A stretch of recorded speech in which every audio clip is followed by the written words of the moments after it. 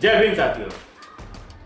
दलित और आदिवासी समाज आप कितने मजबूत लोग हो यह आपको अंदाजा भी नहीं है। क्यों? क्योंकि आपके ऊपर कितना भी अत्याचार होता है आप सह लेते हो। आपको घोड़ी पे बैठने के लिए रोका जाता है, आप सह लेते हो।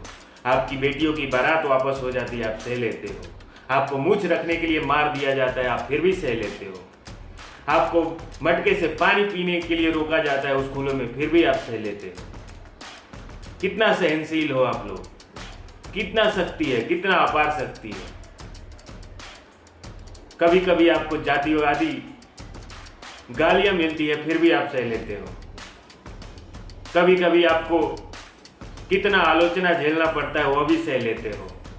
कभी कभी आपके नेताओं को कितना बदनाम किया जाता है, वह भी सह लेते हो। तो आपकी सहनशीलता को मैं दाद देता हूँ, क्योंकि आप लोग महान आदमी हो।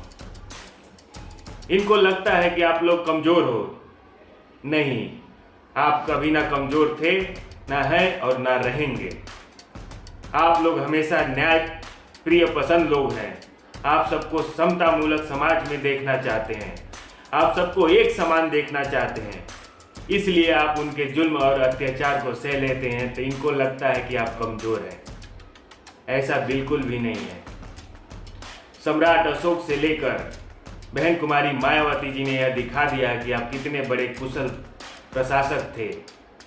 जब आप पे दुश्मन अत्याचार करता है तो आपने यह भी दिखा दिया है कि आप बिरसा मुंडे से लेकर उधम सिंह तक बने हैं।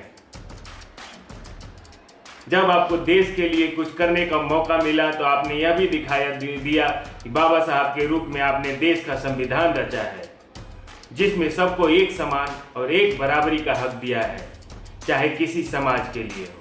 आपने कभी जातिवाद नहीं किया। आपने किसी को घृणा से नहीं देखा। आपने कभी किसी को अत्याचार नहीं करते हो।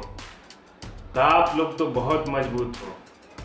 इस चीज़ों को लोग सोचता है कि आपकी कमजोरी है, लेकिन ये सब चीज़ें सुनकर कभी कभी खून खौल जाता है।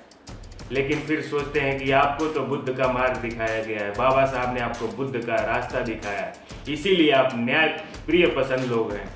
तो आपके जज्बे को सलाम है। आप मजबूती से रहिए, लेकिन आप एकजुट रहिए, क्योंकि इतना भी अत्याचार नहीं झेलना चाहिए। एक अत्याचार की सीमा होती है, उसको कोई पार कर रहा है तो आप उसका जवाब दीजिए।